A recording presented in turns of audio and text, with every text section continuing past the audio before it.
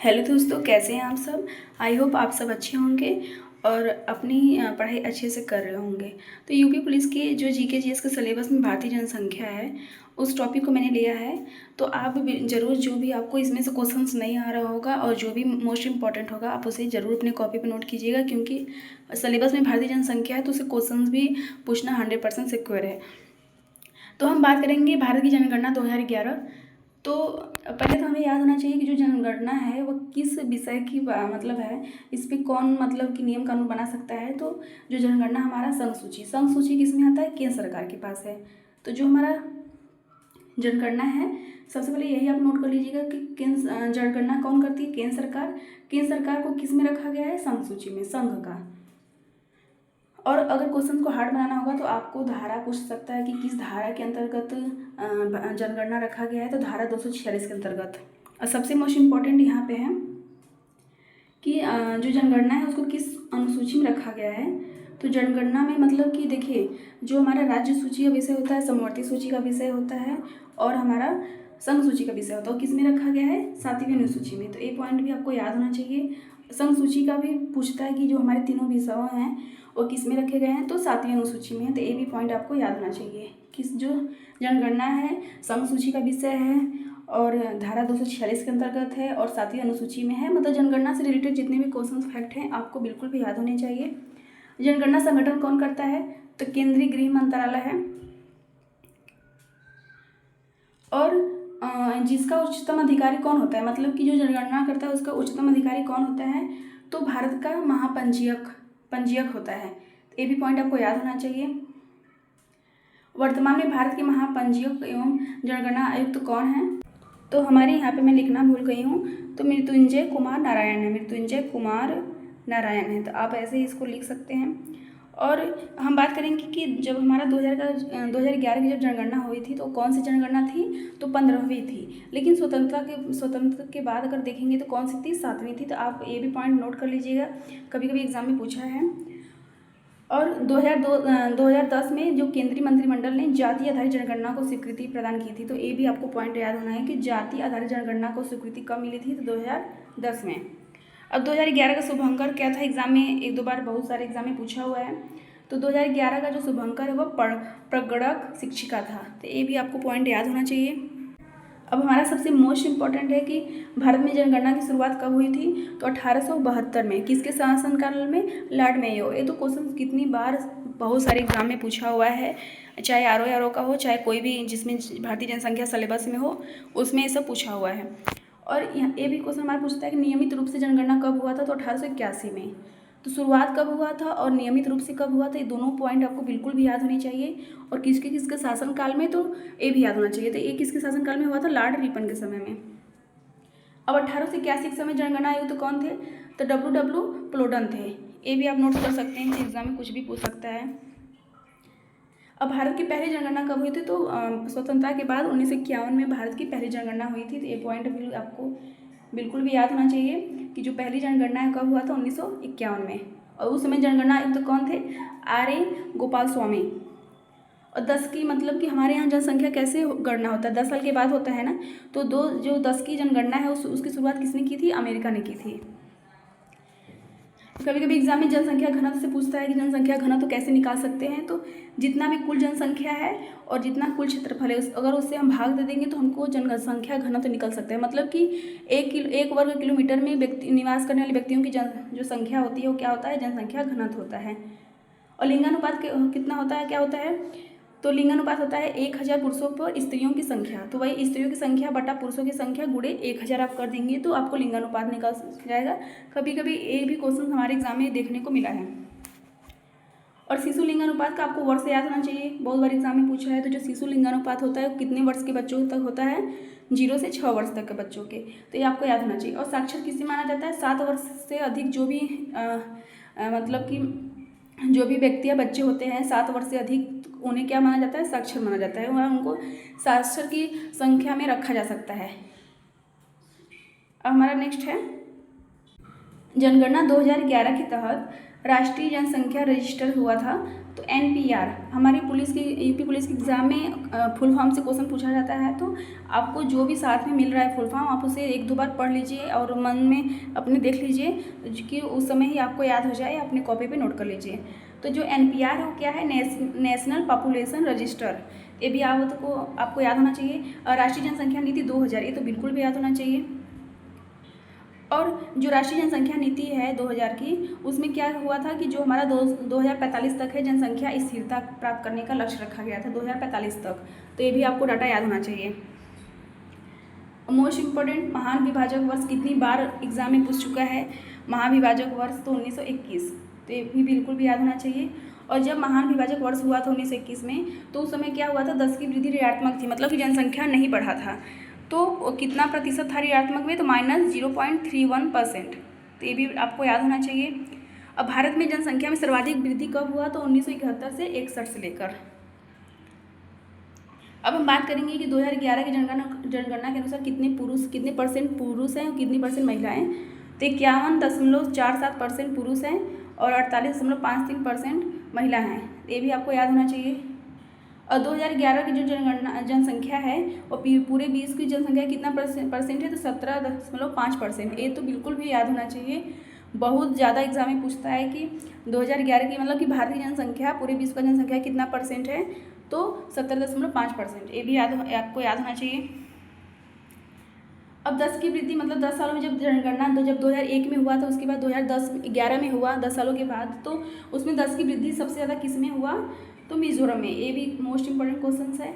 और 10 की कमी किस में हुआ, तो नागालैंड, जो हमारे पूर्वी राज्य हमारे हैं, उनमें ही सबसे ज़्यादा 10 की वृद्धि हुआ और 10 की कमी हुआ। तो ये भी पॉइंट आपको बिल्कुल भी याद होने चाहिए। अब हमारा जनसंख्या घनत्व, तो जो जनसंख्या घनत्व है वह 2001 में कितना था, 325, और 2011 में क्या हो गया, 382। तो कभी कभी 2001 का भी एग्जाम में पूछ देता है, तो आपको बिल्कुल भी याद होना चाहिए। और बात करेंगे लिंगानुपात की, तो ये जितना भी डाटा है सब 2011 का है। और इसमें मैंने मतलब 2001 से जितना भी वृद्धि हुआ है उसको भी पॉइंट लिया है, क्योंकि एग्जाम में ज़रूरी नहीं है कि 2011 का ही क्वेश्चन पूछे, 2001 में भी कुछ पॉइंट पूछ देता है, जो भी इम्पोर्टेंट रहता है। तो लिंगानुपात की बात करेंगे तो लिंगानुपात कितना था पहले 2001 में, 1933, और फिर कितना हो गया, 10 बढ़कर 1943 हो गया। तो 2011 का पूछेगा तो 943, 2001 का पूछेगा तो 933। ये पॉइंट आपको याद होना चाहिए। और जो हमारा शिशु लिंगानुपात है उसमें क्या हुआ, कमी हुआ है, क्या 927 से घटकर क्या हो गया 918। तो ये बिल्कुल भी पॉइंट याद होना चाहिए। और सर्वाधिक साक्षरता वाले कौन से राज्य हैं, केरल और मिजोरम। और न्यूनतम साक्षरता वाले राज्य कौन से हैं, तो वह बिहार है और अरुणाचल प्रदेश। तो आपको 1-2 क्रम याद होना चाहिए, क्योंकि सर्वाधिक साक्षरता में कभी कभी केरल का भी पूछता है कि पहला कौन है, और कभी कभी दूसरा भी पूछ देता है एग्जाम में, तो आपको सब पॉइंट याद होना चाहिए। अब हम बात करेंगे कि 2011 के अनुसार हमारा अनुसूचित जो जाति हैं उनकी जनसंख्या, तो देश की कुल जनसंख्या का 16.6% है। ये भी पॉइंट आपको याद होना चाहिए। और ऐसी अनुसूचित जाति का लिंगानुपात कितना है, 945 है। अब हम बात करेंगे सर्वाधिक जनसंख्या वाले 3 राज्य, तो इसमें मैंने 4 लिया है। और तो आप सभी को पता होगा कि यूपी की जनसंख्या सबसे अधिक है, उसके बाद महाराष्ट्र की है, फिर बिहार की, फिर वेस्ट बंगाल की। अब नेक्स्ट हमारा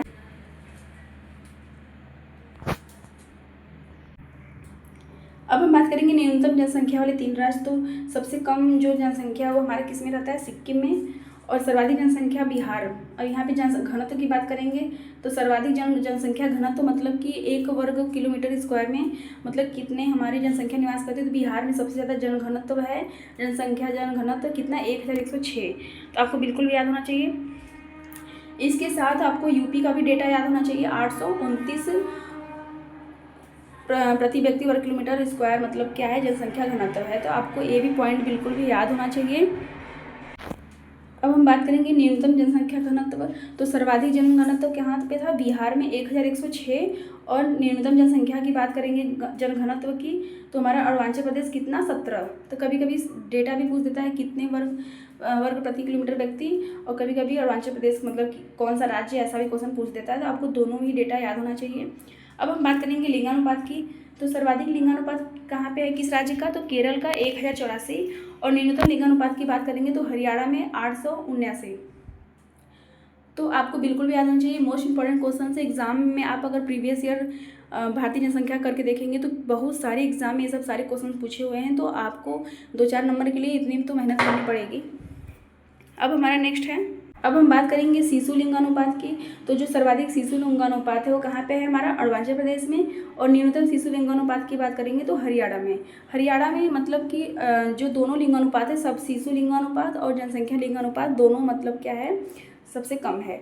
तो आप ऐसे याद कर सकते हैं। अब साक्षरता की बात करेंगे तो सर्वाधिक साक्षरता कहाँ पे है, तो ये तो सभी जानते हैं, केरल और फिर मिजोरम और गोवा। तो बिल्कुल भी याद होना चाहिए। और न्यूनतम साक्षरता वाले देखेंगे कौन कौन से राज्य हैं, तो बिहार में सबसे कम साक्षरता दर है, फिर अरुणाचल प्रदेश, फिर राजस्थान में। तो आपको 1-2 लाइन मतलब अगर पहला याद हो जा रहा है तो बहुत अच्छी बात है, अगर दूसरा याद हो रहा है तो और अच्छी बात है। अब हमारा नेक्स्ट है, अब हम बात करेंगे सर्वाधिक ग्रामीण जनसंख्या प्रतिशत, मतलब कि सबसे ज़्यादा किस राज्य में मतलब ग्रामीण जनसंख्या का प्रतिशत है, प्रतिशत में। तो हिमाचल प्रदेश में सबसे ज़्यादा ग्रामीण जनसंख्या का प्रतिशत है कि यहाँ पे हिमाचल प्रदेश में। और सर्वाधिक नगरीय जनसंख्या का प्रतिशत तो गोवा में, मतलब गोवा में सबसे अधिक अगर बात करेंगे तो सबसे ज़्यादा नगरीय जनसंख्या का प्रतिशत कहाँ पे है, हमारा गोवा में है। और सर्वाधिक नगरीय जनसंख्या प्रतिशत और जनसंख्या दोनों में डिफरेंस है। तो जनसंख्या की बात करेंगे तो कहाँ पे, महाराष्ट्र में। अब अनुसूचित जनजाति जाति की बात करेंगे तो हमारा सर्वाधिक जो एससी हैं मतलब अनुसूचित जाति हैं कहाँ पे हैं, पंजाब में उनका प्रतिशत। और जनसंख्या की बात करेंगे तो यूपी में। मतलब अगर प्रतिशत में बात करें तो पंजाब में सबसे ज़्यादा, जैसे पंजाब की जो जनसंख्या है उसमें ज़्यादा किसका प्रतिशत है, एससी की प्रतिशत है। और यूपी में अगर बात करेंगे तो जनसंख्या में मतलब क्या है, सबसे ज़्यादा यूपी में जनसंख्या कौन सी है, एससी जनसंख्या में है। अब हम बात करेंगे नोट में कि जो हमारे नागालैंड एवं अरुणाचल प्रदेश होते हैं उसमें कोई भी एससी नहीं है। तो ये भी पॉइंट आपको याद होना चाहिए कि हमारे नागालैंड और अरुणाचल प्रदेश में कोई भी एससी जनजाति निवास नहीं करती है। तो ये भी एग्जाम में क्वेश्चन पूछा है, तो आपको बिल्कुल भी याद होना चाहिए। अब हम बात करेंगे एसटी की। तो सबसे ज़्यादा जो एसटी है वो कहाँ पे पाई जाती है, एमपी में। और हरियाणा और पंजाब में कोई भी एसटी जनजाति नहीं पाई जाती है। तो आपको बिल्कुल भी याद होना चाहिए।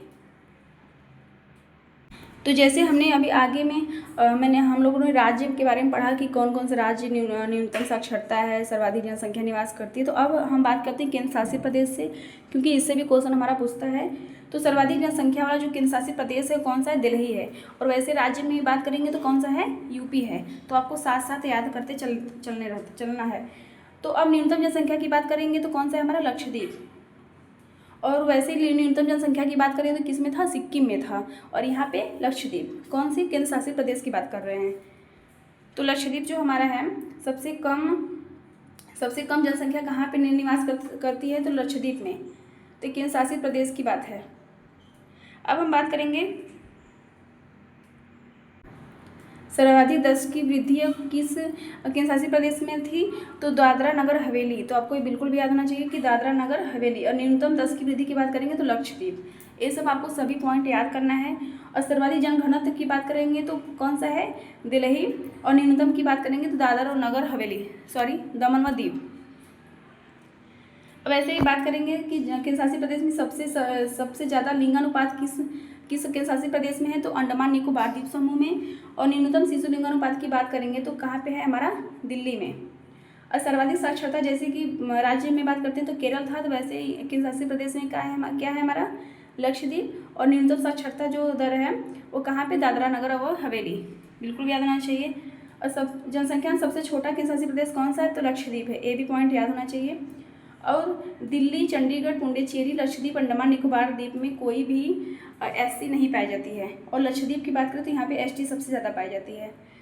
तो ये हमारे हमारी भारतीय जनसंख्या के महत्वपूर्ण टॉपिक का जो महत्वपूर्ण क्वेश्चन है, बिल्कुल भी आप याद करके रख लीजिएगा। और 2-3 दिन दोहराते रहिएगा, आपको बिल्कुल भी याद हो जाएंगे। और फिर दोहराने के बाद आप गूगल पे भारतीय जनसंख्या क्विज करके करेंगे तो आपने जितने भी क्वेश्चंस को लिखा है रिकॉल हो जाएगा आपका। तो ऑल द बेस्ट आप सभी को।